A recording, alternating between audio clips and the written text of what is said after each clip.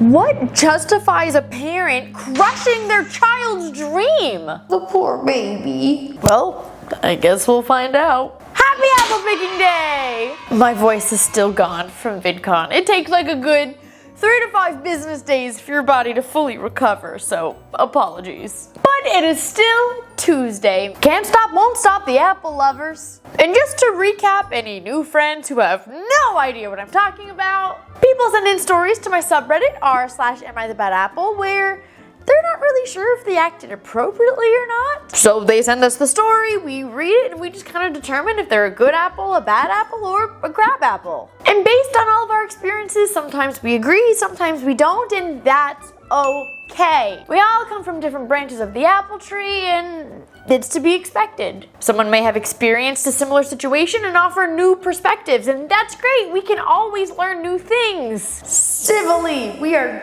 nice to each other. Because why would someone want to learn from you if you're just being mean and rude to them? Common sense. So without further ado, let's get started with this week's episode of Am I the Bad Apple? Let's go apple picking! Apple number 1. Am I the bad apple for outshining my friend's girlfriend? I, female 25, have a guy friend, Tom, male 25, who's been one of my best friends since college. We're obviously in our mid-20s now and are both currently in committed relationships with long-term partners. I've never had feelings for Tom, nor has he ever had feelings for me. Since college, Tom has been a huge watch fanatic. 2 months ago, he was showing me this stunning vintage watch online and made some offhanded comment about how he would die of joy if he somehow got his hands on one. Very coincidentally, I was in New York City a few weeks ago and stumbled upon this watch store that just so happened to have the exact one Tom wanted. It was expensive, I won't lie, about $2,500, but I decided to get it for his 21st birthday present, because to me, it was basically fate. My boyfriend and I do very well financially, so this was something that I could personally afford, and I wanted to get it for Tom, especially knowing how happy it'd make him. Tom has a tradition of housing a dinner party at his place for his birthday and following that up with cake and gift opening. I told him before dinner that my gift was a huge surprise, and I asked if he could save it for last, and he agreed. His girlfriend ended up going first, and she got him this beautiful sweater that she crocheted for him herself, and this really awesome book that he's been wanting, which I thought was extremely thoughtful and very lovely. Last was my gift. When he opened it and saw what it was, he literally screamed. He hopped over a bunch of people and squeezed me super tight in this bear hug, and I was so happy to see him that happy. It genuinely filled me with so much joy. He even got emotional, and I saw him wipe a few tears from his face. He said it was the best gift he'd ever received, and the whole time his girlfriend just slightly smiled and remained very quiet and kept to herself. The next morning, I got a text from his girlfriend that essentially said that although she appreciated my thoughtful gift, she thought that it was a bit out of touch and lacked awareness. She admitted that Tom had also told her about the watch and she wanted to get it for him, but it was a little bit out of her budget. She accused me of knowing that and still got it to rub it in her face and to outshine her. How was I supposed to know what her budget looked like? She finished by saying that I overstepped a boundary by getting that gift and would appreciate me not ever doing anything like that ever again in the future. I responded that I could see her point of view, but I was really just trying to do something nice for a close friend of mine. I asked her, wouldn't you have rather he gotten the gift and seen the happiness that I brought him than to not get it at all just because it didn't come from her? She responded that the happiness was only shared between me and Tom, and that no one else, including her, felt any joy by my actions. Okay. Only my boyfriend knows that she contacted me, and he's on my side, but thinking through it all, I do see how maybe I could have overstepped. But my boyfriend says that it's not my job to apologize for her insecurities. So, was I the bad apple here? Hold on. So this girlfriend would rather that her boyfriend not get something that he really wanted because she couldn't afford it, therefore no one could get him something nice. And I totally get the whole budget thing, okay? Everyone is in different places financially, and if it's just not something she can swing right now, that's totally okay. Like, no one's expecting her to buy this watch. But I think it's so wrong to say, well, you know what? Then no one can get it for him. Because it didn't come from me. why can only you get your boyfriend nice things? Why is she not excited that someone is getting him something that he genuinely wants? Like, I think OP's boyfriend is so spot on in that she's just very insecure. And insecurities are a thing. Like, I am also an insecure person. Like, insecurities happen, okay? They stink, they're not fun. But I think she's letting them go a little rampant. The girlfriend, not the OP, the girlfriend. I mean, even for her to say, well, I saw you get him this present and it made him smile and it made you smile, but it didn't make me smile. It's not about you. It's not your birthday. Why would you not smile that your boyfriend is that excited? Like, if someone were to get Avery, listen, Avery is the worst person to shop for. Okay, he doesn't need things. He doesn't want things. Like, he's the most unmaterialistic person I've ever met. If he were to get excited about a gift, like, that's huge. And if someone got him something that made him genuinely just express joy like that, I would be over the moon. I don't care who got it. I care that my husband is excited and happy and is feeling joy. That's the whole point. Like, I don't understand. So no, I'm going to go with Good Apple because I think that it's great that you not only care about this person so much that you're willing to spend a little extra just to really make them smile, but you clearly also have such a healthy relationship with Tom, with your boyfriend, that like neither of them feel any kind of competition or whatever. Like, I love that. I love seeing those kinds of things. That makes me happy. And Tom's girlfriend's either gotta get on the same page or I don't think she'll last long. Like, she's creating this competition and rivalry where I don't think there needs to be. Now, don't get me wrong. There are definitely situations where, like, girl best friend is a problem and, like, clearly wants your boyfriend. But I don't think this is one of those. I don't at all. In this situation, I think the girlfriend's the problem, in my opinion. And if anyone is seeing something that I'm not, feel free to let me know in the comments. That's just what I'm perceiving as the situation from what I read. And if you disagree, I'd love to hear why, but I'm going Good Apple. Apple number 2. Am I the bad apple for not going to my cousin's wedding? My cousin, who I'm super close with, got married last summer. She wanted me to be her maid of honor and give a speech, which I happily agreed to. She also wanted me to wear a different dress than the rest of her bridesmaids because of, you know, being the maid of honor. The wedding was all the way in Italy. We were gonna have to travel a good while for it. And the day before the wedding, I got a call that my best friend, who's like a sister to me, was in a serious car accident. She was most likely gonna have her left arm amputated. This girl had been with me through everything. When my appendix started to explode in middle school, she was right by my side the entire time, the whole way to the hospital. I wanted to do the same for her. My mom was already staying home due to a huge fight in the family, so I just stayed with her and spent most of my time at the hospital with my friend. I even spent some nights overnight in the hospital. When everyone got back, they went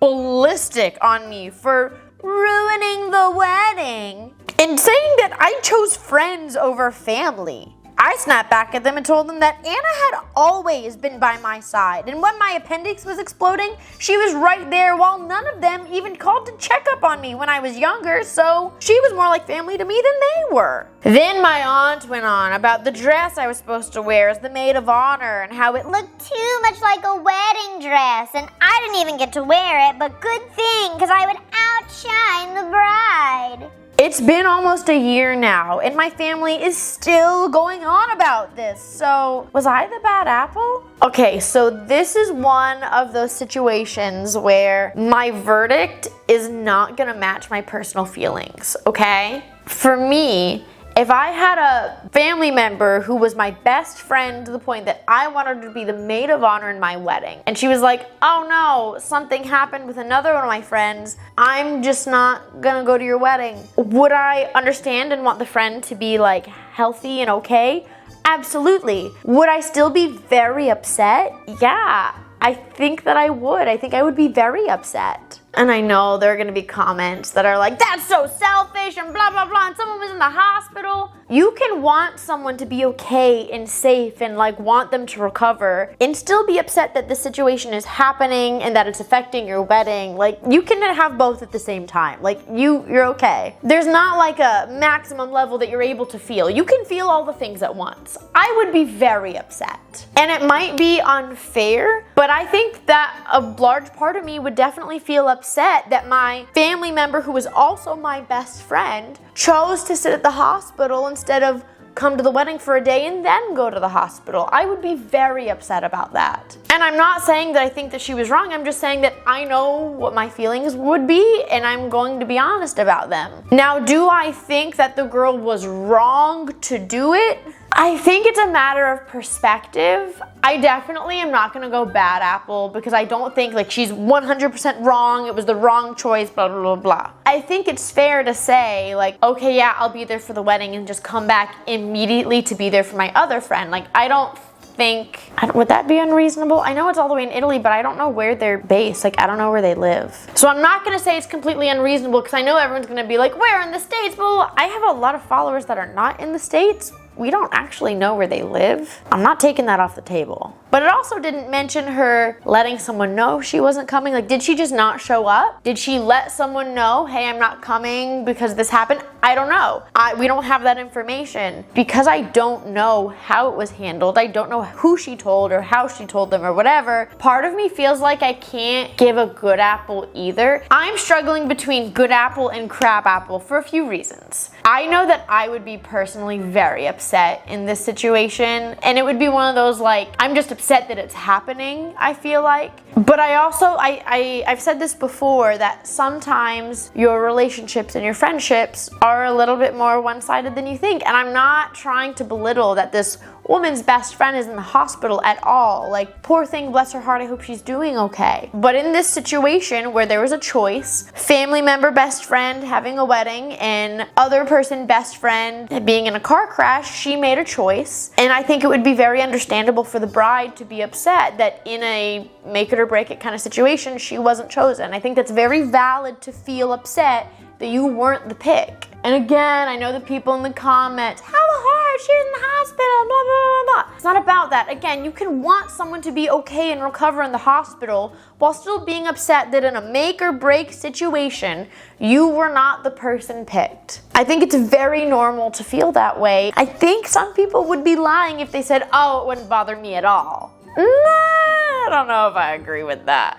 And maybe you're better than me. Maybe it wouldn't bother you at all. But I'm saying that I would be very upset it was happening in general. But I've also said so many times that it's not your fault if you're not picked by the friend. It's not their fault if they decide they're not as close with you as you think that they are. So I feel like not doing bad apple, like, I don't want to be a hypocrite, you know? But the one thing that's holding me back from just going good apple is that this was, you know, a commitment, something that has been planned and paid for and scheduled and cost a lot of money. Weddings are expensive, guys. And I also don't know how she handled it. I don't know if she just didn't show up. I don't know if she called someone. I don't know. And again, where do they live? I don't know. It was the day before the wedding. So could she have just gone to the wedding and then come back and just gone to the hospital a day late? Like, she said that she was at the hospital for days or nights and was also staying home. Like, so how long was she by her friend's side? Would one day have made a difference to be there for both people? Because I'm kind of uneasy about those unanswered questions, I might go crab apple. But I totally understand 100% the people that are gonna go good apple also. I'm rambling because this one was a little difficult for me. Crab apple! We're just gonna go for it. Just rip the band-aid off.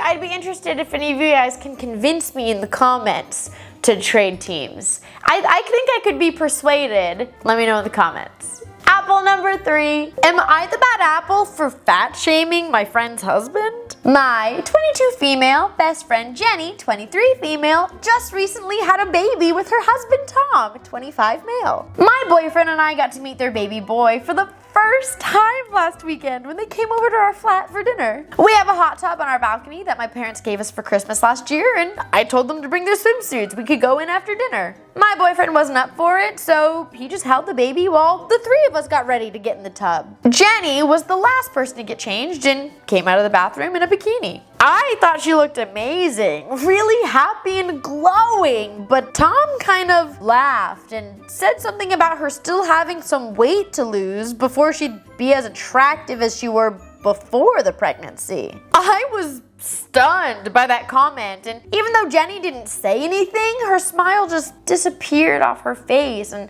she obviously looked uncomfortable. She and I had talked about her struggling with weight gain during her pregnancy, and I thought Tom's comment was more than insensitive. I got angry because I started wondering what might he be saying to her in private if he was comfortable dropping lines like that in front of people. So I responded with, "She just had a baby. What's your excuse?" This dude had a hefty beer belly and a double chin, but thinks he can just joke about a new mom's weight? He got really mad and defensive and told me that I need to learn how to take a joke before he just stomped off to the hot tub. Jenny chuckled at my comment and I thought that was that, but when they left for the night, Tom pulled me aside and told me that I need to keep my nose out of other people's business. I don't think I was entirely in the wrong, but my boyfriend told me that I shouldn't have reacted at all because it wasn't really my business, and I think Tom's reaction speaks for itself, and it makes me wonder, was I the bad apple?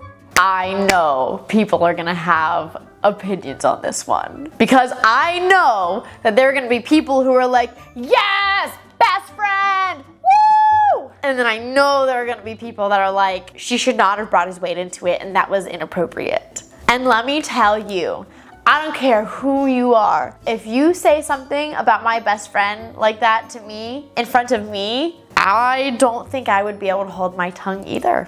Let me tell you, I love to be nice to people. I love being nice and kind. I'm also very protective of my loved ones, and I will hurt your feelings.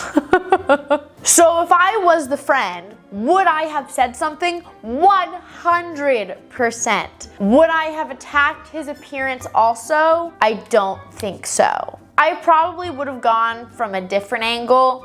I would have probably made him cry, but not for his appearance. Like if I'm gonna call someone out in that way, it's gonna be about actions or non-actions or things that they do that kind of dictate the kind of person that they are. I don't like the whole getting on someone for how they look or their height or weight. Like I don't like those things. And I totally get that there are some people who think that that's entirely appropriate and an eye for an eye kind of thing, and you do you. Like, you seek out the justice that you think fits. That's just not my style and what I'm going to do in my content. So I'm actually gonna go crab apple because I totally support sticking up for your friend and just quickly, cleverly, wittily, like, coming to their defense. I didn't like the weight comment though. Like, I think you could do a lot more talking about, you know, his devotion as a husband or as a father and blah, blah, blah. And is that how you would want, if you have a daughter, them talking to your daughter? Like, I think there's a lot more that you could do without talking about appearance. But I totally get a lot of people aren't gonna agree with me, and it just is what it is, and I'm fine with that. That's okay. I'm okay with us disagreeing on that. So I guess this one's a quick answer. Crab apple. For me at least. Apple number 4. Am I the bad apple for destroying my daughter's dream? I, 36 female, am a mother to a 10-year-old daughter and a 5-year-old son. My daughter Jamie said for almost 4 years that she wants to be a professional YouTuber when she grows up. I supported that future dream of hers until June of last year when I found out that she took my phone and made a separate account where she was posting videos of her playing Among Us in Roblox. Her videos got over 3,000 views each, and she gained a following of like 685 subs or something around that. Now, when I found out about the account, it wasn't even like I was trying to snoop around on whatever account she made on my phone. My daughter honestly just felt guilty about hiding it from me and came and told me about it. I ended up grounding her for 3 days because she's not supposed to do that kind of stuff on my phone and she knows that. But to be honest, I was a little impressed with her editing skills when I was watching the videos before I took them all down. I still encourage her to follow her dream and become a professional YouTuber when she gets older, but she's gotta wait until she's at least 18. I mean, I don't want to be the mean mom and hold it over her head and destroy her dreams or anything, but I just feel like it's not appropriate for a 10-year-old girl. Should I have just congratulated her and let her keep going, or was I right in trying to protect her privacy from weirdos on the internet? Was I the bad apple? I know that all the children that follow me are about to hate my answer. And that's okay. I'm gonna tell you why I think this way, and you're not gonna change my mind about it. No, I don't think you're the bad apple, and I don't think that 10-year-olds should have YouTube accounts or social media accounts or anything like that. Do you know the kind of creepy weirdos are on the internet? Do you know how gross my DMs look? And I know some of y'all in the comments are gonna be like, well, you're an adult, blah, blah, blah. It doesn't matter.